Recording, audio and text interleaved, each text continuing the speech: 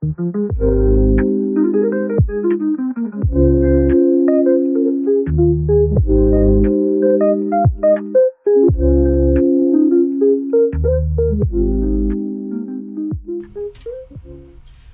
to the Greatest Love Story channel and podcast, where you're here to join us for some truly unique, inspiring, and helpful tips on how to build lasting relationships across many walks of life.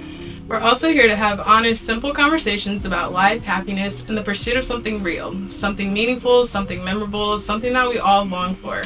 The Greatest Love Story.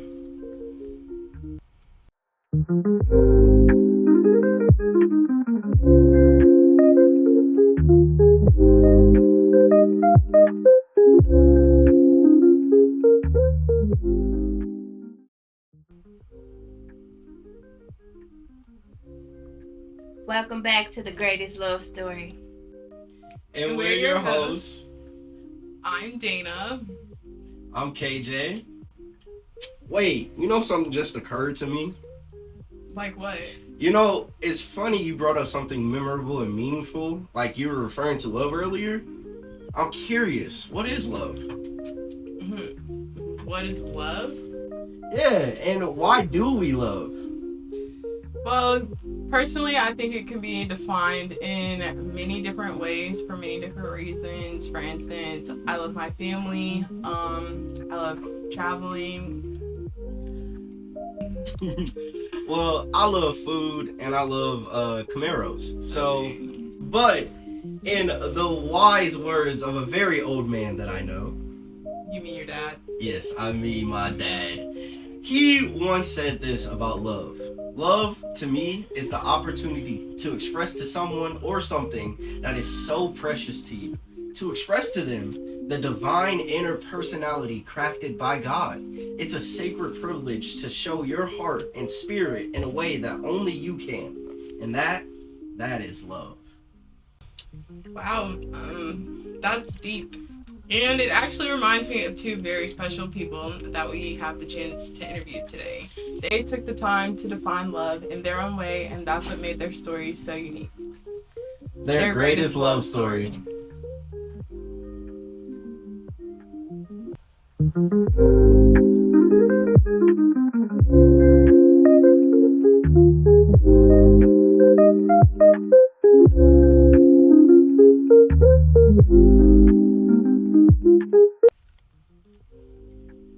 Hey, welcome back. Once again, we're your hosts. I'm KJ. And I'm Dana, and we're so excited to introduce today's very special guest. Some familiar faces that y'all know and love. Y'all saw them on last episode's intro. But today we're diving deep. This episode is called From Strangers to Soulmates. And just like a great stew, we're stirring up flavors of what makes a true love story. The love story of the Richardsons themselves. So let's get to the gist. Welcome you guys to the Greatest Love Story channel and podcast. Yeah, I'm proud. You can go first. Oh, my bad. Okay. Actually, no, you can go first. Okay, well, one thing I love about this couple is that they always create a warm and welcoming environment for everyone that they encounter. Well, thank you. Thank you, Miss Dana. You know, I just love that they never stop growing and loving each other. Like, that's something that's just amazing, and you just don't see a lot these days. Thank you, son. All right, so today we're gonna start off with some questions for Mr. and Mrs. Richardson. It's just gonna give you guys a general feel of how they went from strangers to soulmates.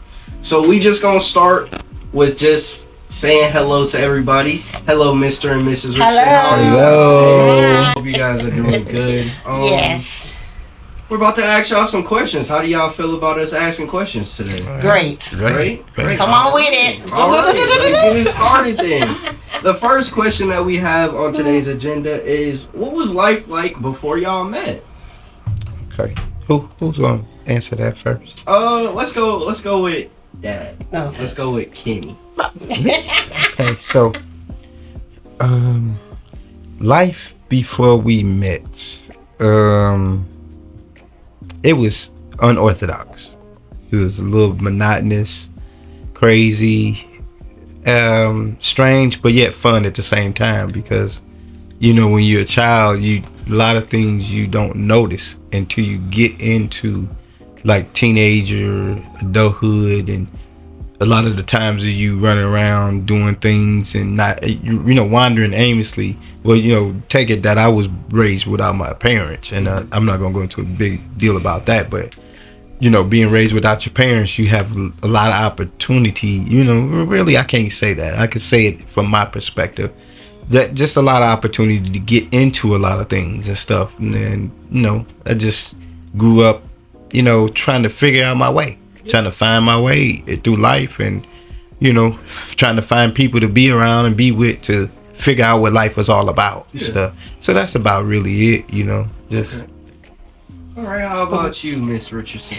Well, my life was great. I can't complain because I always had mom but not dad. And I was a young lady trying to find life as well, having kids at an early age. And if I had my father, I would know how to adapt with dealing with men or whatever, how to know from right from wrong, and learning how to deal with life, period.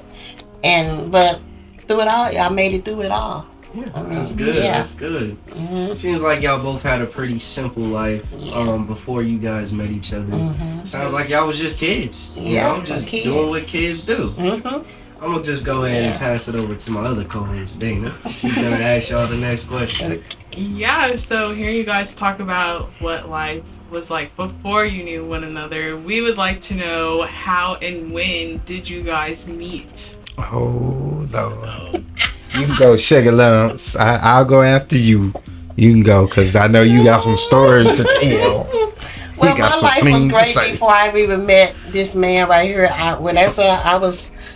As I was saying, going out there when I was saying from the beginning when we had the first podcast, I didn't know anything about this young man at all. I was just going through formality, going out there to my cousin's house or whatever, and I wasn't interested in meeting anybody or nothing out there. I was just visiting, and then my cousin was telling me about this person or whatever, and I'm like, this monkey man, who is this? This sounds crazy or whatever. So as me sitting on my auntie April car and just bothering folks as usual, like how teenagers do, going out just bothering folks or whatever. And as he was coming down, and I'm like, oh, that's the guy? Oh no. Then you know how you get bubbles in your stomach or whatever. I'm like, oh, that's the guy? Like, oh my God, no, this not him. I'm scared. She said, yeah, that's him. Remember we was talking about it on the phone? I'm like, yeah. But as he was coming down, he was walking with a young lady. I'm like, no, I ain't finna mess with him. I ain't finna deal with him or nothing like that. So I said, well, so I said, if he come back down here, then I might give him my number, or I might give him a chance, but I might not. It depends on how my spirit is with this person. But that's how it was, like that. Yeah. That's beautiful. That's gorgeous. That's 10 out of 10. All right. Mr. Richardson. Yes. So, tell us about when you first encountered. Well, Miss Dana, since you want to know,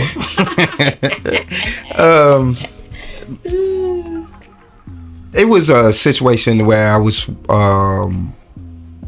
just going through the neighborhood, Meacham Park, Chocolate City.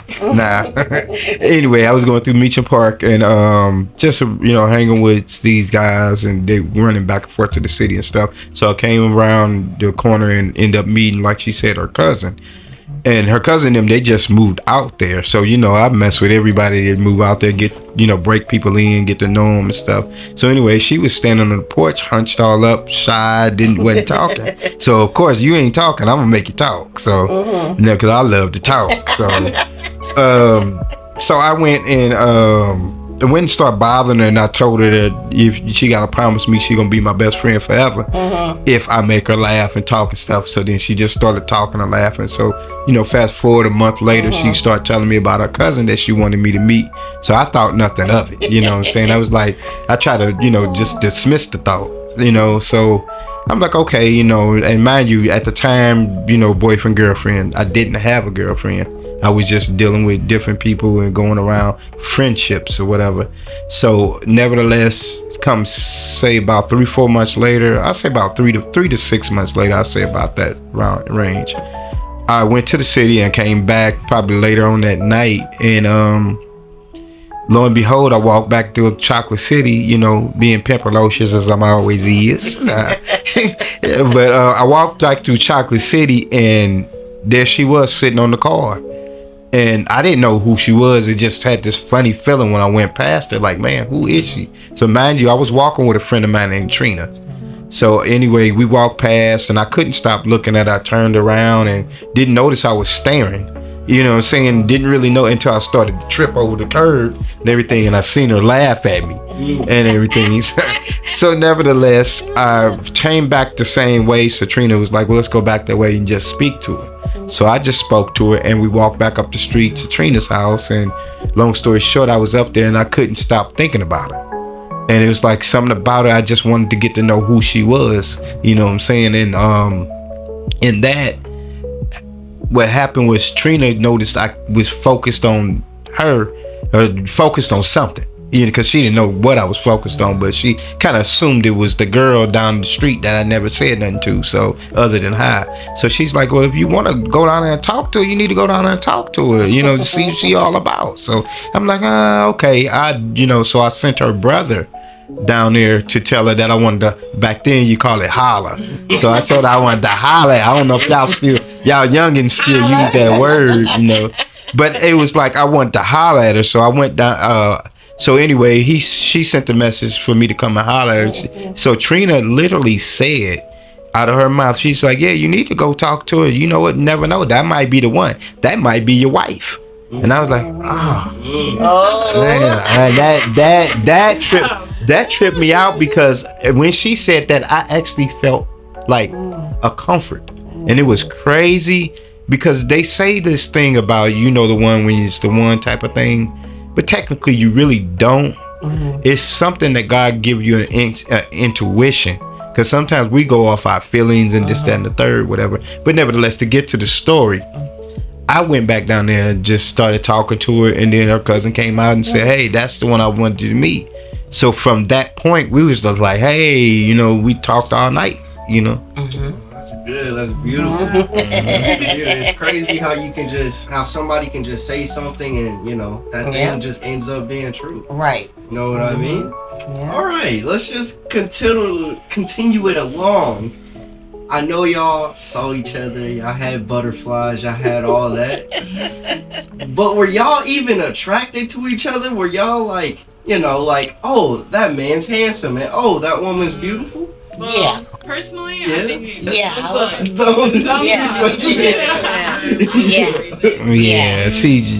had to mention that nickname. Monkey Man. And tell him what you said when you heard that man. I said, that's a crazy name. Is your mama name? No, tell them how you said it. What you mean how I said it? Remember how you said it? You do it. Ooh, that's Monkey Man. Monkey Man. Ooh, that's a crazy name to have. And then what you say about me? You probably weird. That's probably weird. So, nevertheless, go ahead, son. Yeah. That was the question. Were y'all initially attracted to each other? Yes, we was. Oh, I know I was. Yes. She gave the thumbs up. Yeah. You didn't answer that. Yeah, see? I didn't answer. No. Oh, I'm sorry, y'all. Y'all forgive me. Show me love. Nah. Okay. No. So, were I initially attracted to her? Yeah, I felt crazy when I first seen her. It was weird because, like I said, I felt a weird vibe, and usually I'm not afraid to talk to people, period. You know what I'm saying? I'm not nervous when I come to talk to people, What you say? We know that. Yeah, I'm not. I'm very open and you know, sometimes people mistaken me for being weird, you know, like she said, but that's okay. But nevertheless, I was really very, very attracted to her because I literally was actually scared to talk to her, and that was crazy for me. I was scared to talk to her because at first, because most of the time when you're in the neighborhood, most people are already taken before you can even think to go and talk to them or whatever. So I was like, oh, forget it. You know, such and such might already talk to her, might have got her number and stuff. But nevertheless, when I first got to see, like I said, when we first initially contacted and got to meet, that's when I was like, man, she is beautiful. You know, she is alright. You know, she is alright. So yeah. So yeah, I really was attracted to her then. She was, you know, to me, she was like, man, a diamond in the rough. You know, and everything. So yeah. Okay. Well, that's good. The initial attraction is always important when you're finding your soulmate.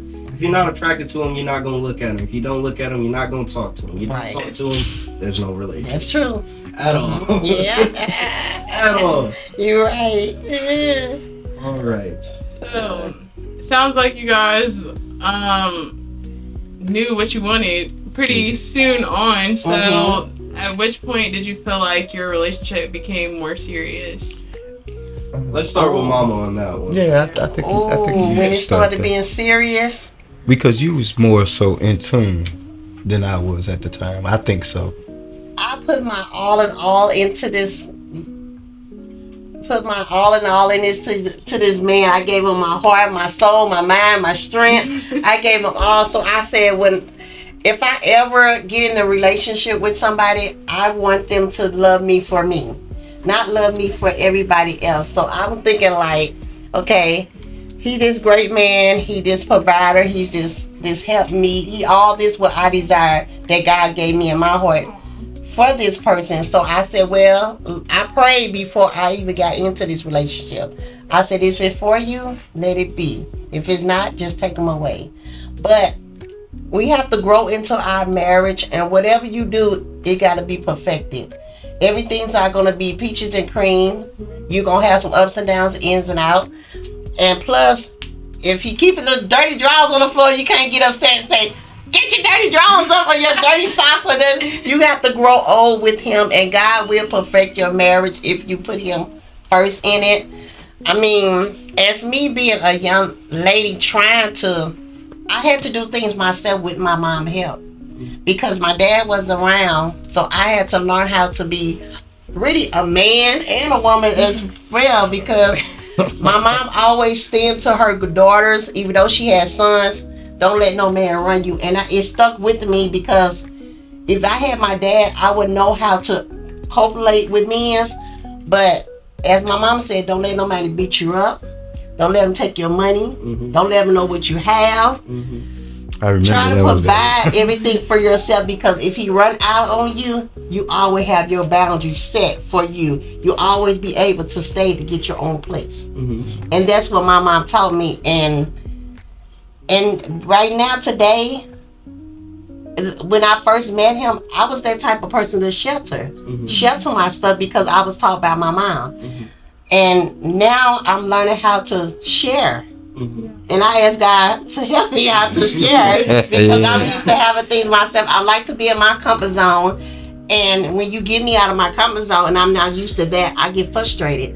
So I really thank God for this man that's trying to help me deal with these issues that I'm having. And really thank God for the beautiful kids that he gave me. My son and my beautiful daughter. And I love my kids to death, to my heart. And I would never trade them for nothing in the world. No him either. You too much. Yeah. But I like what you said about how your mom influenced the way that you seek other partners now. I think parents do have a very, very heavy influence on how you do seek out partners in your future relationships in your life. Yes. But my bad to intervene. Go ahead. Go ahead. It's all right. It's okay. It's okay. So it's more so you know what? I was so caught up in what she was saying because it's beautiful. You know, she put it down the right way. I really, really appreciate and enjoy what she was just saying and stuff. And thanks for the kudos too, sweetie. But no, can you ask the question again, if that's okay? Yes. So the question was how, or at what point in your relationship did you start taking it more seriously? Actually, this is the crazy thing about taking it more seriously, and I'm gonna try to make it brief because you know how I can get. I can get descriptive. Okay, so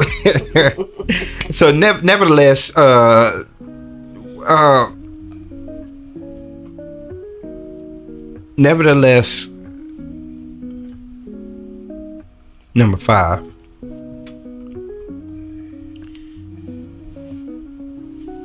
Okay. 1, 2, 3, 4, 5. Okay, nevertheless, before I actually got serious, I actually had a plan. You know, like I said, I didn't actually interject that into that part, but I'm interjecting now because it's all part of the answer that I gotta give. But I had a plan when I was like 14, 15. I met a friend of mine's and she was very warm, welcoming. She introduced me to her parents, you know what I'm saying? And I literally initially thought that I would be, you know, I actually planned it out that I would be married to her.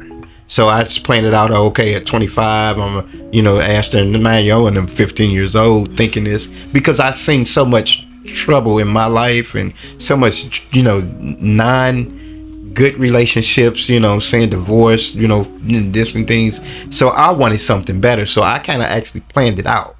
So technically, fast forward 3 years later, I met her. I met Sugar Lumps, and then I applied that same rule to us as we started gradually going along. So I say a good 6 months, I say 3 to 6 months, really. You know what I'm saying? It really didn't take a long time, you know, to answer your question directly. It really didn't take a long time for me to really know that this was the one because the stage was already set. First of all, the nervous feelings I had and the different things I had perspective, then the chemistry we had from beginning, just the conversations, the diligence. I mean, I'll come home from school and you know, and mind you, I had dropped out and then went back. So I got back in school because that was one thing I wanted my kids to know, for me to actually finish school and different things. So like you said, parents are a good foundation because we set the pace and example. So nevertheless, we would talk every day from 3:30 to probably 6, 7, 8, 9 o'clock at night. Sometimes 6, 7, 8, 9, unless she was coming out of the neighborhood at the time. So nevertheless, we really got serious. To me, was like 3 to 6 months after, because we had already set the stage. You know, that pace was already there. Us, you know, diligent conversation, things going well. You know what I'm saying? Anytime we see each other, we was both happy to see each other. But man, she was kind of reserved then too. So, you know, she was, because of the way she was taught. I didn't know at the time, but then later on, it's because of the way she was taught. So yeah, about 3 to 6 months. You know what I'm saying? All right. Well, sounds like y'all knew when y'all knew. Yeah, intentional. Real intentional. Very intentional. All right, the next question that we have up for you two is, have y'all ever experienced being in love before y'all even met each other? So before you almost tripped over the curb and before you were sitting on the car, did y'all ever think that y'all would fall in love with anybody else? Well, I was in a relationship with somebody before I met him. Ooh. You were? Yes, I was. I was in a relationship with this guy, and when she was telling me about this person about him, and I'm like, oh, how I'm gonna be able to tell this person that when I met him, and I'm like, oh, because when you're in a relationship with somebody you don't know and you interested in, you see somebody that you might attention to, like, you don't know how to tell that person that you don't want to deal with them anymore. So I didn't even know how to tell this person. The only thing what made me stop talking to him, I wasn't answering no phone calls. And when he know that I wasn't perceiving and interact with this phone call he was giving, I cut it off. And so he be like, oh, well, she don't want to do it. So I said, well, this might be a contention here. And if it's not a contention, I'm going to move on to something else different. Yeah. But yeah, that's how, yeah. That's what it was. All right, what about you? Me? No, yes, no, yes, no, yes. So technically, I wasn't actually feel the feeling of love before in this perspective of relationship wise. Like I said, I had no relationship or any type of bond with anybody at that moment before I met her. But like I said, I met that young lady before that I was interested in because of the way she treated me and the way she respected me when nobody else did. Mind you, my parents wasn't there, so I had nobody there to ground me. But when I met her and her parents, they treated me like a son or a brother, or they just treated me like somebody that was really worth living. I was worth living. So technically, no and yes. No, because I wasn't in a actual committed relationship. I never had a bond. But yes, because there was an interest, and the interest was more so the comfort of knowing somebody was there that might be a potential to, in my eyes, you know what I'm saying? But I never discussed that with that person till years later, you know what I'm saying? But yeah, I didn't actually have that type of relationship or anything stuff. So yeah, no. Okay. It's always interesting to hear about successful couples, their time before they even met the other person. Right. It's always interesting to hear. Yes. Definitely. So like we talked about a little bit ago, you guys were very intentional with your relationship. So how did you know when you wanted to marry Sharonda? Oh, that's a question. That's really a good question.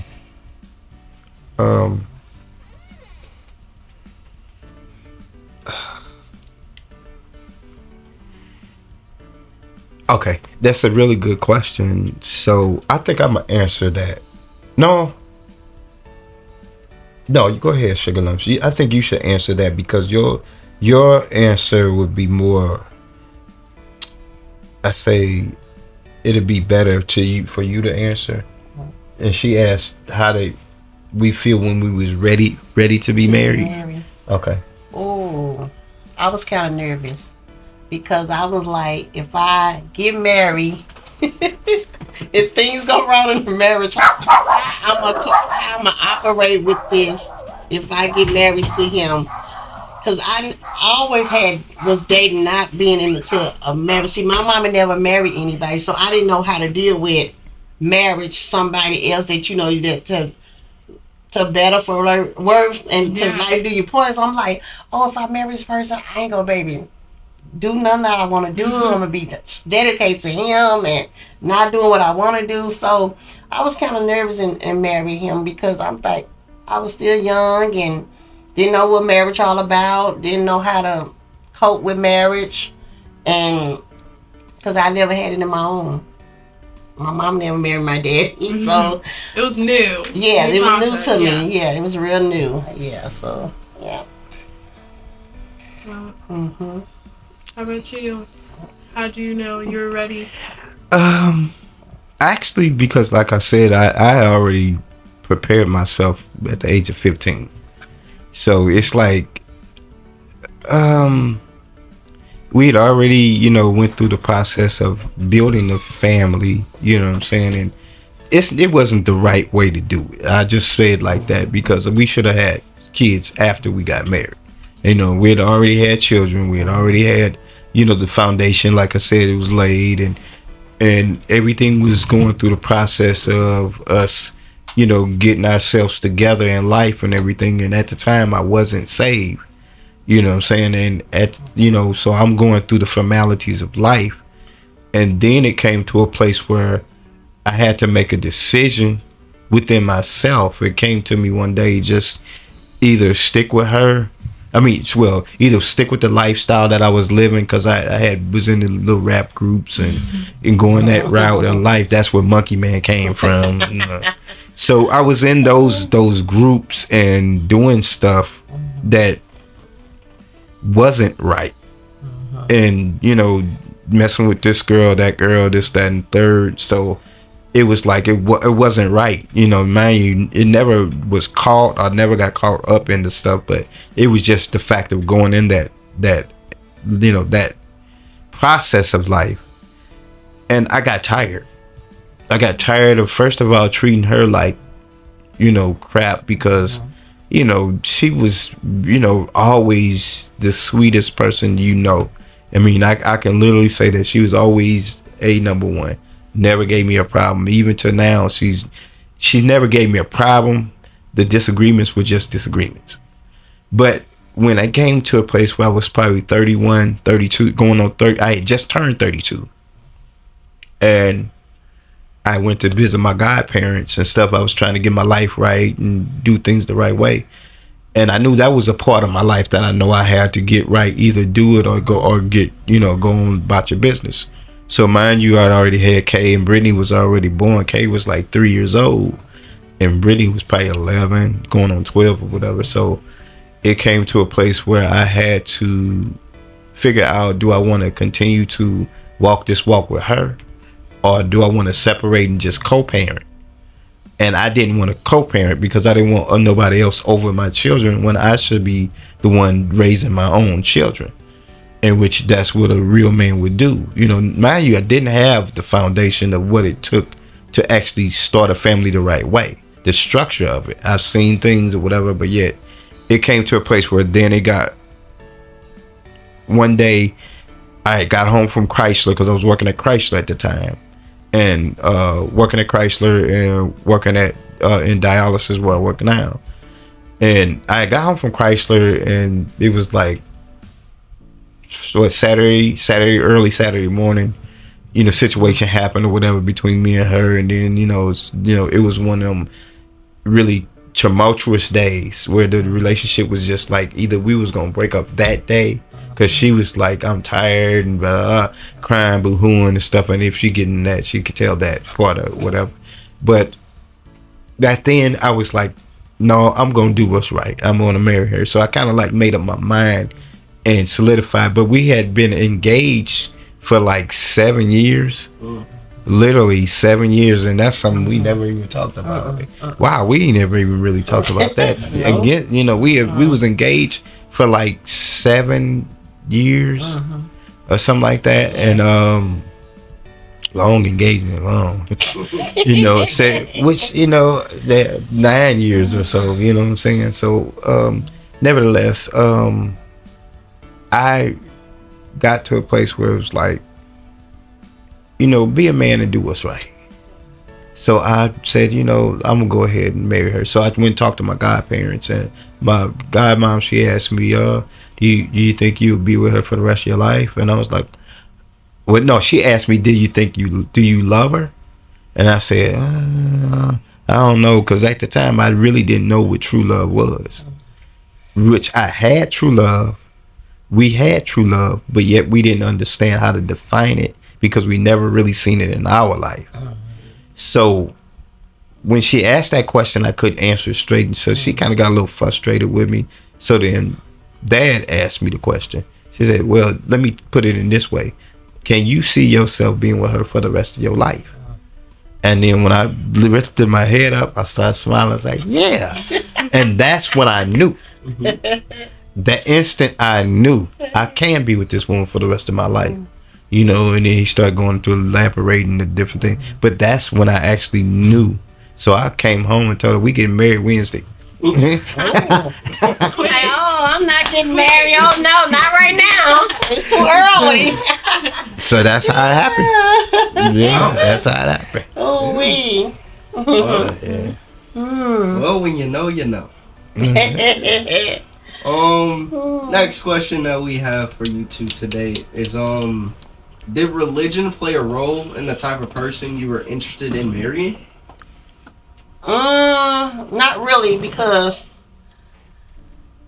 at the time I wasn't in church. I was in and out of church because my mom we was raised up in a Baptist church and stuff. So we go to church on Sundays and have Bible studies on Fridays. But as being in what you had to say, like salvation and all that, I didn't know nothing about that.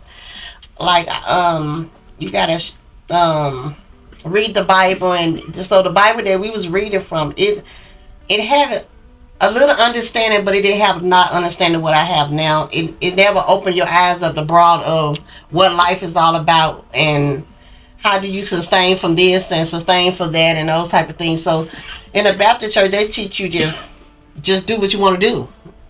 I mean, whatever. But so basically, I consider this like a watered down gospel. It's not the truth that you really need in your life to get you that foundation that you need through your life, period. So lacking that foundation, you don't have anything. Yeah. So yeah, that's what it is. Okay. Yeah. What about you, Mr. Richardson?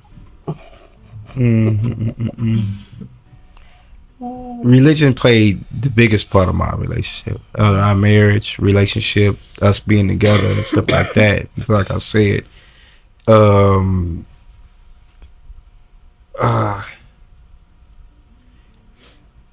it played the biggest part because that's one thing that I did learn from my goddad. And I can say that as I started getting into the process of wanting to be married, I was being dealt with. God was dealing with me about getting my life together, period. So yes, it played the biggest part of why we still here today, because without the foundation of Jesus in my life, and without the truth of his foundation being able to being solidified in my life and applied, I couldn't come into that husband that God wanted me to be for this woman, this specific woman. So yes, it played the biggest part of my life because I wanted something different. I wanted a true foundation for my children, for my grandchildren, and just for people around me to see me as that man of integrity, that godly man. Like I used to say, my God, dad, he was the most wonderful and perfect example of what it meant to be a man, a husband, and a godly man. Because I never heard him curse, and I would go around the house and never hear him curse, or never seen drinking and smoking and different things that a lot of people have going on, and no disrespect to them. That's just how they was raised and brought up. But what I seen him do is what I wanted to follow. So I used to always tell people and stuff. Actually, I told my god sister that I said, sis, I want to be like your dad. He's a good man. He don't cuss y'all out, and he don't beat y'all, and and he don't do nothing crazy to y'all and stuff like that. And I know he in the church, so I want to be a God man. I used to call him a God man, the church, the God man, like him. So because I didn't know, like I said, like she said, I didn't know nothing about salvation or anything in that perspective. So before I got into it, I was learning bits and pieces, because I would go around their house every now and then, and they was always warm and welcoming. So I always wanted a household like theirs. And I looked at what they had, the foundation, the way they raised their kids, the togetherness and different things. So I wanted that for myself, that same structure for me and mine. So yes, it's a major role. You know what I'm saying? Everybody's not gonna think like that, but from my perspective, and because the question you asked, I believe without it that you really can't have that solidified relationship that you're supposed to have. Even with the monotony that goes on, and like they say, the better and worse. I always tell Sugar Lumps, if this is worse, then it got to get better. Because of that relationship with Jesus that I had in my life, that's what gave me the confidence to know that things can get better as we go along, you know. Okay. That's good. Yeah. I remember how you were saying like you felt that God was calling you to get your life in order at that time when you started talking about how you wanted to be married. The next question kind of goes into that with what did you do to begin preparing for married life and the wedding ceremony itself? Ooh. So you want me to answer first? Yes. Okay, all right. She got me on the spot.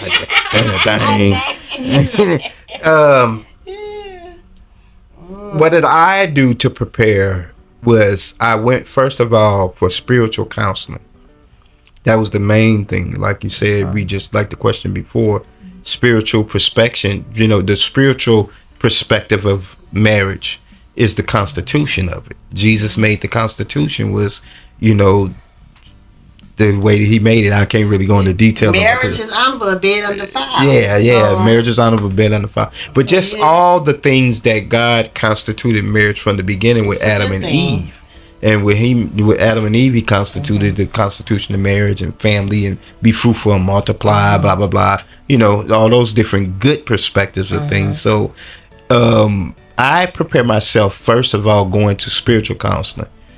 And the only bad thing about that is I didn't take her with me. You know what I'm saying? And we'll get into that, you know, later on. But yes, spiritual counseling,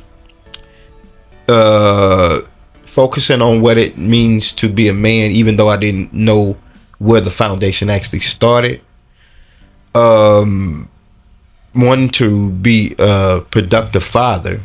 You know, so these are the things that I did to prepare myself for that. Make sure I got out of high school, you know, saying got a good education, striving to get financially stable, you know what I'm saying, which still was struggling, but yet I had a good job, you know what I'm saying, dialysis, which I still work to this day and everything. So basically having that career, and just learning how to keep my butt at home. I ain't gonna lie. Keep my butt at home and stay still, which I still spilled over a little bit, but you know, process of time, you know, staying stationary to a degree, you know, which we get into that too. You know. So what? How did you prepare for married life? I prayed about it. I kept God first and hope the best of it. That's all I can do. Yeah. I mean, it's just that simple.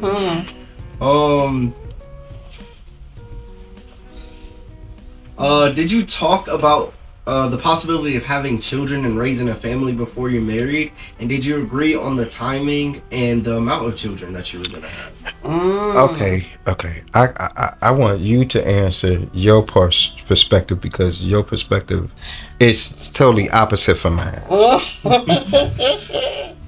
No, I didn't. I wasn't preparing to be married or nor have kids because I was young at the time and things happen as being a young teenager, doing things that you should not be doing.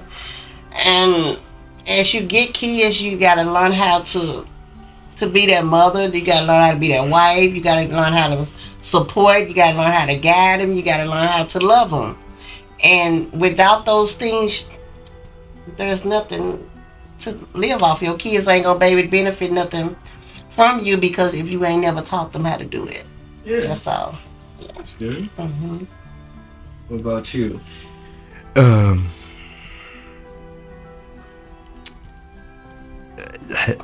Had I thought about it before we got married, and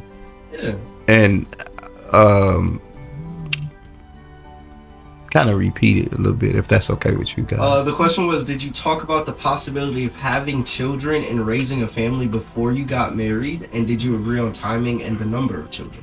Actually, I can agree with her but disagree at the same time because we're two individuals. And this would make this question and the answer that I have to give much more specific and more, dissective, to where you can put intricate pieces, because everything is intricate pieces when it comes to that type of question. So her perspective was she didn't want kids until she got married. And me, because I was raised in the streets, it was like build a family, then if y'all choose to get married, get married. Well, really, that's not the right way to do it, but that's the way that I was focused on doing it.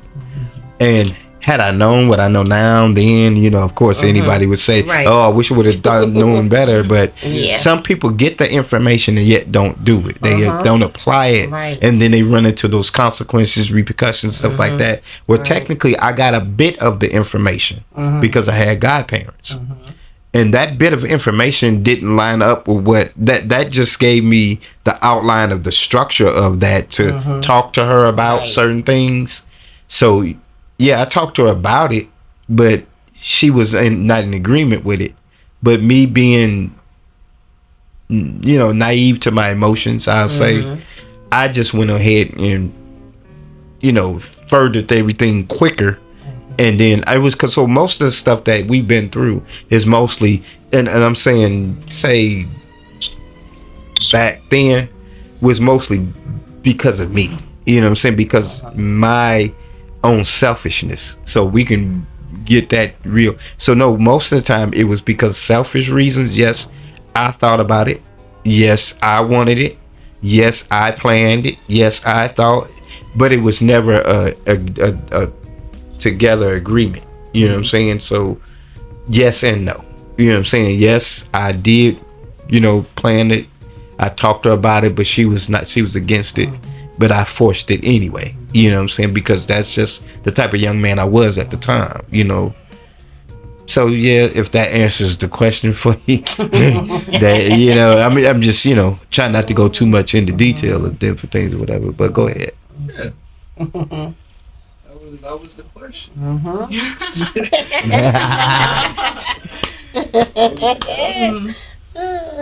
Moving forward, what would you guys say is the most rewarding thing about marriage? The most rewarding thing about marriage. What would you say was the most rewarding thing about marriage? About being married to the drop here. It's a good thing to be married. And if you and your partner can see eye to eye with one another, and sometimes you're going to have those disagreements, you're going to have those ups and downs, but you just pray to ask God to give you how to cope with it. So what do you say, like you was asking, what would you say would be something that you can say that makes this marriage good for us? Or good? Just keep learning one another and keep God first in your marriage. That's all you can do. What you love most about us? You're a pest.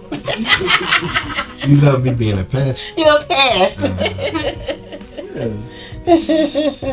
So me, I would say the most rewarding thing about marriage is the aspect of learning and being able to get through the challenges of what it means to truly be in love with somebody that no matter if you see eye to eye, you still love that person and know that person still can count on you. You know what I'm saying? And I say from a man's perspective, it's a lot rewarding, you know, to be married. Not just, I say in two parts. To be married is rewarding in the place because I love marriage and I've always had that mindset where that's what life was all about from the beginning, Adam and Eve, you know what I'm saying? That's what I always looked at. And the rewarding perspective of being a man and being able to grow into that husband, it's a blessing. It's a beauty to be able to, you know, come into the fruition, but yet still have, you know, heights and depths to climb. But then, you know, singularity, being focused on me and Sugar Lumps, and rewarding in our marriage is knowing I can count on her heart, knowing I can always depend on her to, you know, help me get through life. You know what I'm saying? Just, you know, just loving me unconditionally. And I mean, I don't even think the unconditional could ever match to the love that she has for me.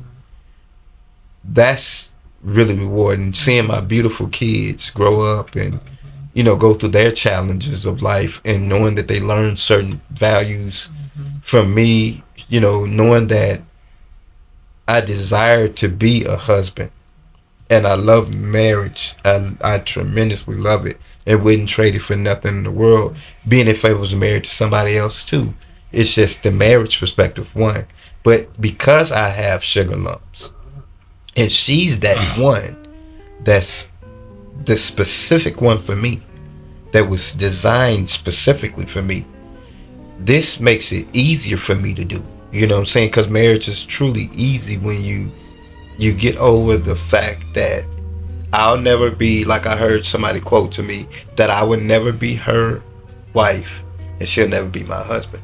And this is for the design of marriage, that the way it was designed. I understood that immediately, knowing that I can't be her and she can't be me. So we have to respect each other individually. So the rewarding part of that is the respect, the admiration of one another, the growing old together, the being able to blossom into something so beautiful that we have right now, being able to identify that, that I'm a great man by the grace of God.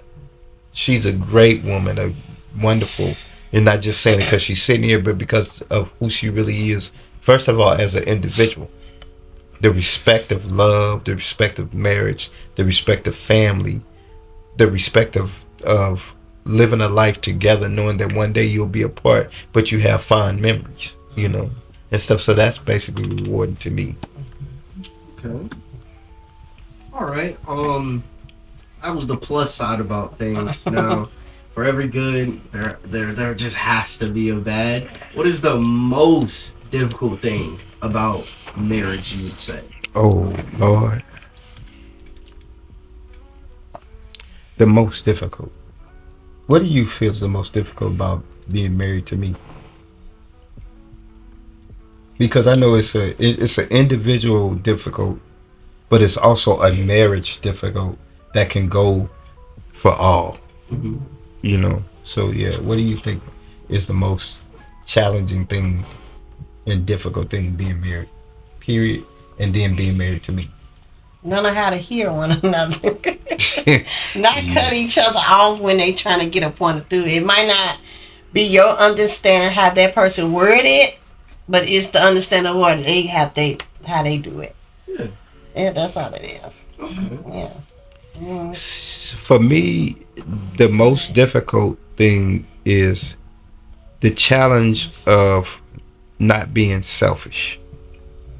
Because truly in a marriage, you cannot be selfish. Then being a man, being the provider, being the one that's the responsible one. Because like it's a difference. I said it before. It's a difference between being, and in the first episode, I said the difference between a husband, a true husband, that's a authoritative husband, and a true husband that's a responsible husband. The two difference is authoritative is always, he's the bully. I gotta be right. I gotta know it all. I gotta see it all and stuff. And sometimes man's ego and man's pride get in the way of being married. You know what I'm saying? And being that one. And then sometimes pride gets in the way because when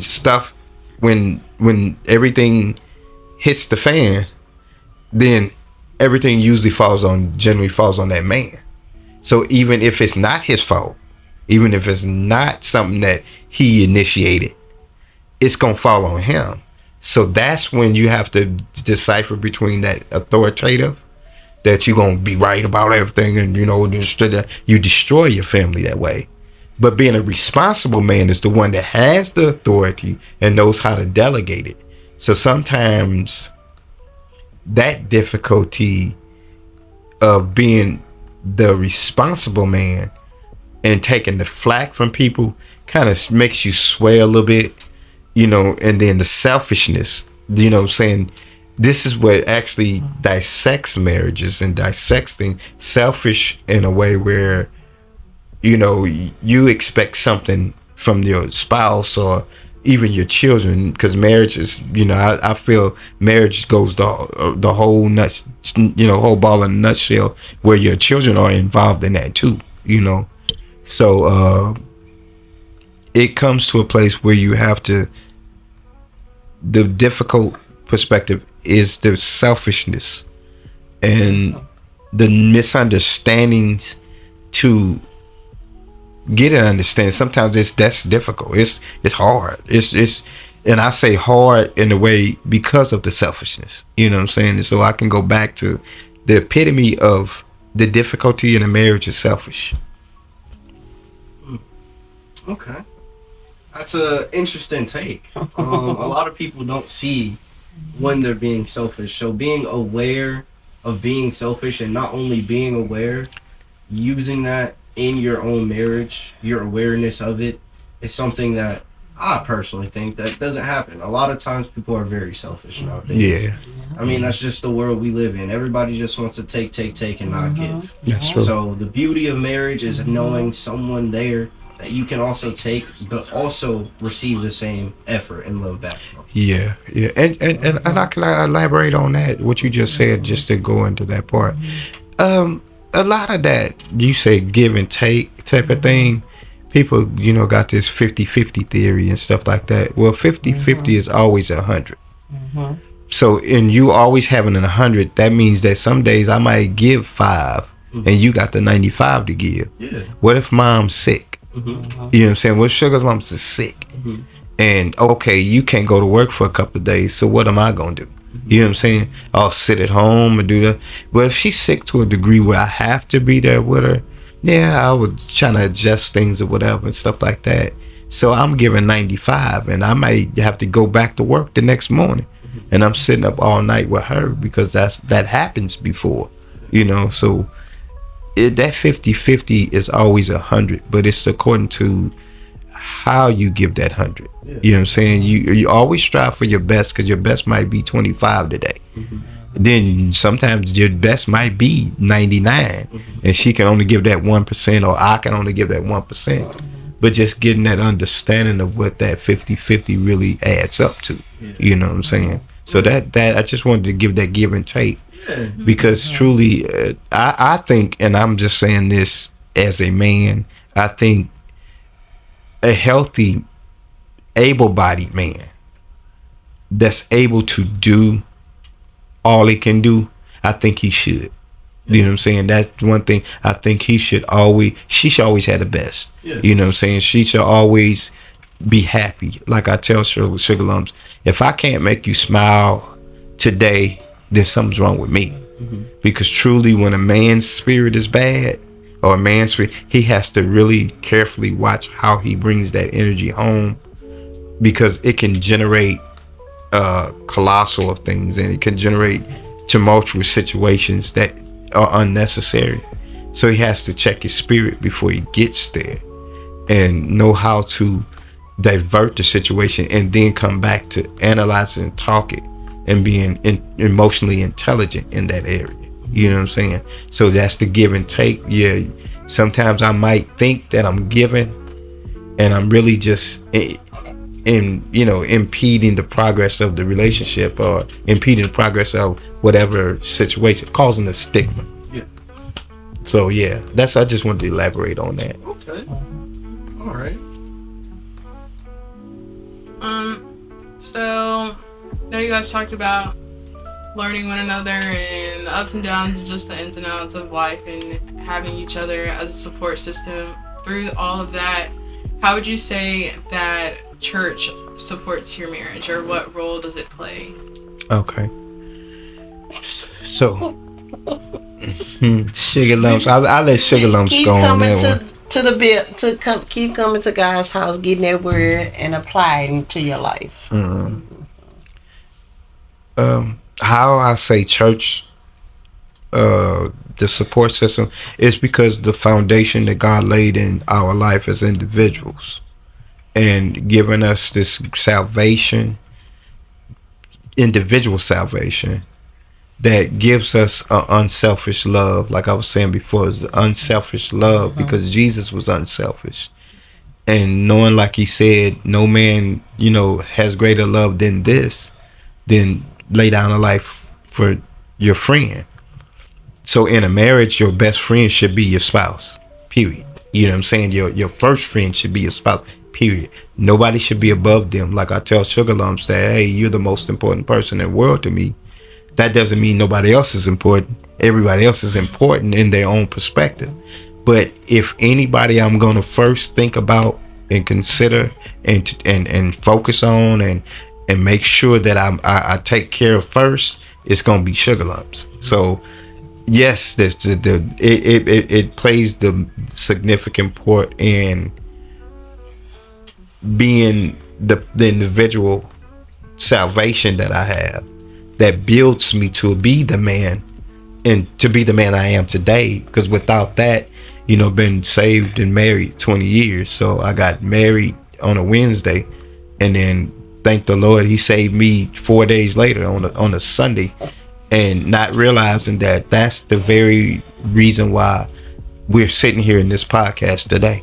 You know what I'm saying? That's the very reason why that the greatest love story was even birthed, because of that, which he did 20 years ago.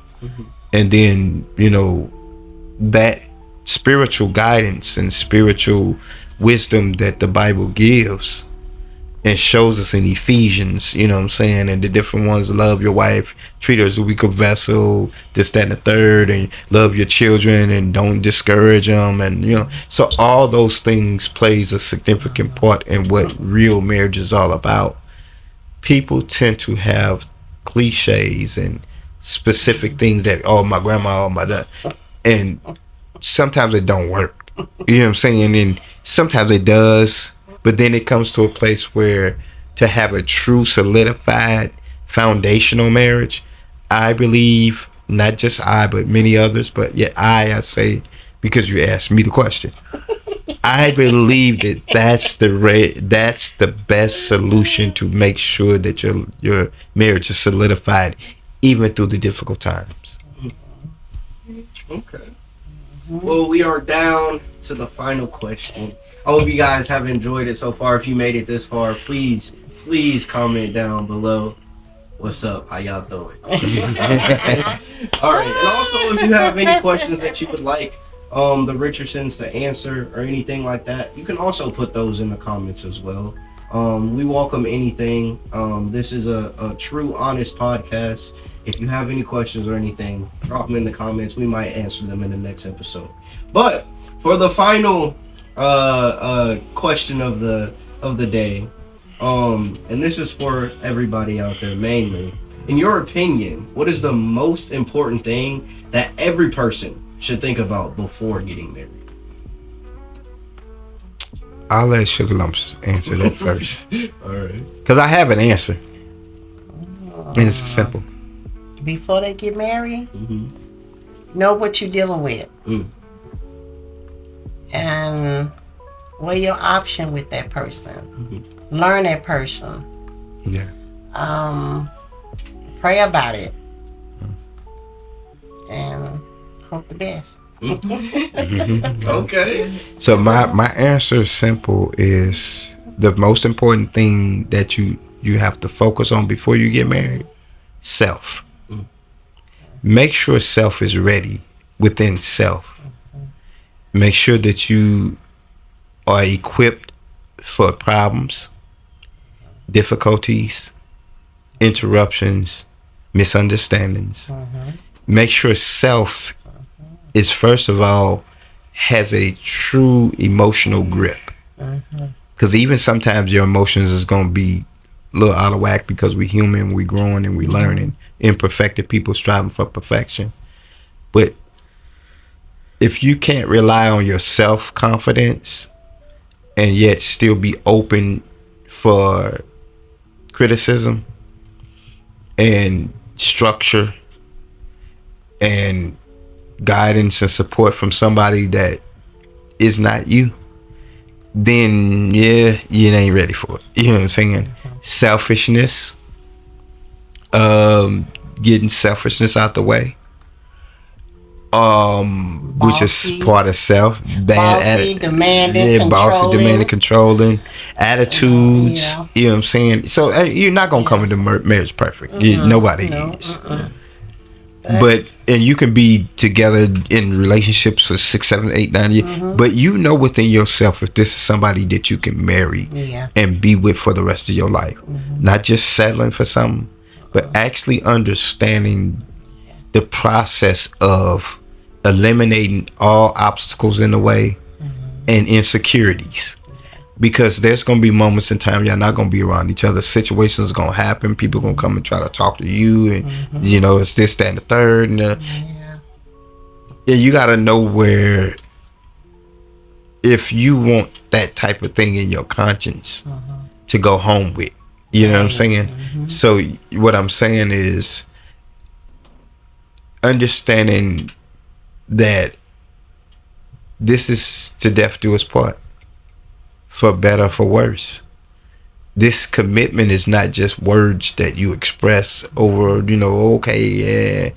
But this is a true gravestone commitment to the time one of you guys or both of you guys get in that grave. You're committed to one person.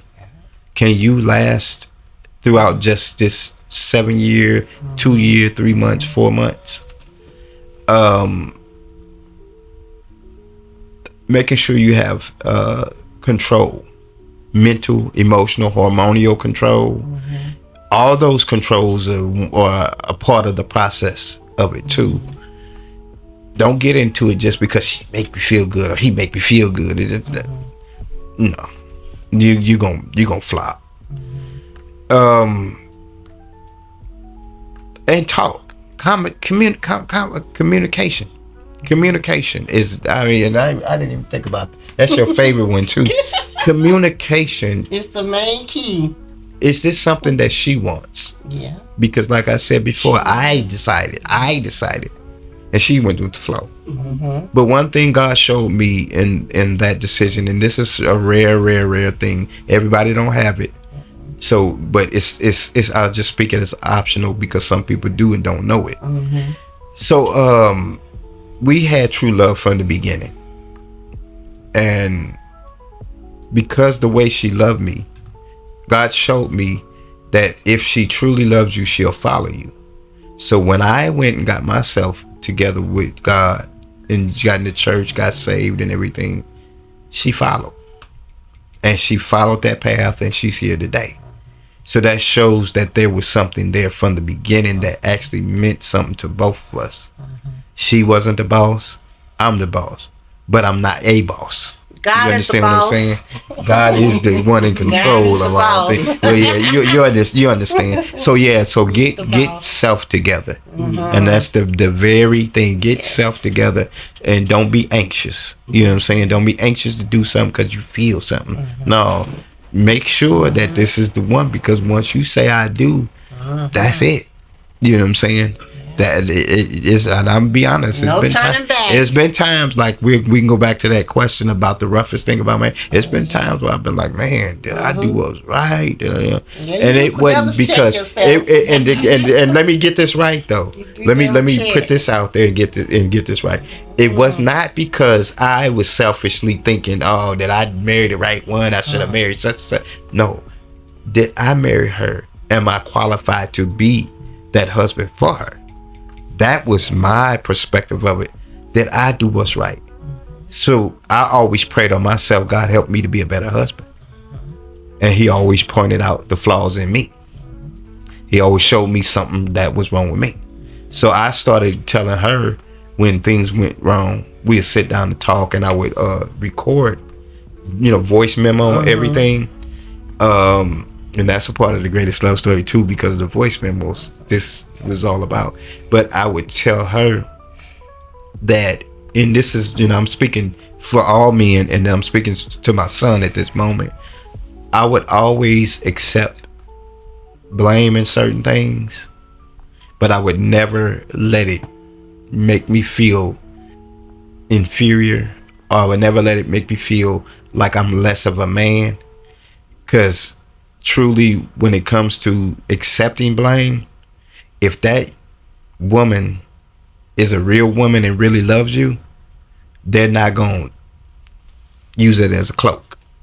They're not going to use it, and Sugar Lumps never used it as that cloak to, I got you now. You know what I'm saying? Nope. No. If you going to let me be a man, let me be a man.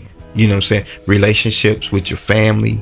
You know what I'm saying? That's a, you know, if you have family out there, some of y'all don't have family, but if you do have family, you know, the quality of relationship you have with your family, being man and woman.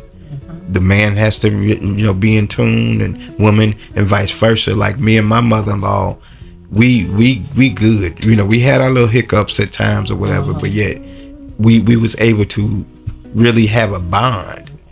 And my wife, Sugar Lumps, and my mom has a bond. You know what I'm saying? And that makes the difference. You know what I'm saying? Being tied to both sides. You know, my in-laws treat me like I'm the best thing in the world, which I know I still got flaws with yet. And then my family treats her the same way. So it's not, you know, there's nothing there that actually can, I say, break it apart, but just learning how to have that foundation laid and make sure you got family ties and communication within the realm of that. Because you got to remember, if you bring kids into it, then them kids are going to be grandkids and nieces and nephews and blah, blah, blah. So, you know, all them different things. So, yeah, that has a lot to do. So, yeah, make sure you check self. That's the main thing, self. Okay. Well, I hope you guys have enjoyed the second episode, right? The second episode. Yeah, this is the second episode. The greatest love story, from strangers Finally. to soulmates. For this episode, we just learned about how Mr. and Mrs. Richardson went from strangers to soulmate. If anything that we said during this time of the podcast helped you, enlightened you, or just made you look at things in a different way, please let us know in the comments. I appreciate everybody for making it this far. If you have, make sure you hit the like button. Make sure you hit the subscribe button as well. We will try to get as many episodes out to you. But, yeah, I got to show us the love to speed up the process, all right? Hey, can I ask this question? Let me ask this question before y'all leave. Hey, I want to, first of all, honor these two beautiful, lovely children of mine, Mrs. Dana and Mr. KJ. I really appreciate them, you know, for this episode and sitting in for the chocolate drop and sugar lumps. You know, truly, it's been a process even getting to this point. It's been months and months and months of retrying, and yet now we're here. We're here this day. So really want to appreciate them for that and everything. And if possible, they would host another episode later on down the line. Just feel free to ask. If it's up to you guys though. And then like I said, it depends on the topic and everything. And because of the process we went through with this, it would be much more of a flow and everything and stuff like that. So I really want to appreciate you and kudos. Let's give a round of applause to them. Then for striving with me. And stuff. So go ahead, take it over, Dana Dane. Well, thank y'all for joining us, and we hope to have you back very, very soon. Yeah. Yes. Yeah, we done. Yeah.